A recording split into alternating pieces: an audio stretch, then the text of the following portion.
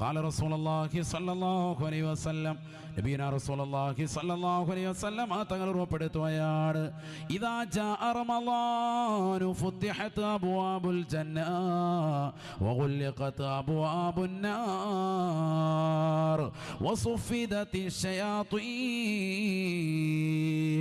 പവിത്രമായ റമളാൻ മാസം കടന്നു വന്നാൽ ഗുല്ലിഖത് അബ്വാബുൻ നാർ, നരകത്തിന്റെ വാതിലുകൾ അടയ്ക്കുകയാണ്. പവിത്രമായ സ്വർഗത്തിന്റെ കവാടങ്ങൾ അല്ലാഹു തുറക്കുകയാണ്. ആ സ്വർഗത്തെ അലങ്കരിക്കുകയാണ്. ഏറ്റവും കൂടുതൽ മോട്ട് കാണിക്കുന്നതായ ഇടങ്ങേറുണ്ടാക്കുന്നതായ പിശാചുക്കളെ അല്ലാഹു ചങ്ങലക്കിടുമേ എന്നും നബിയോനാ റസൂലുള്ളാഹി.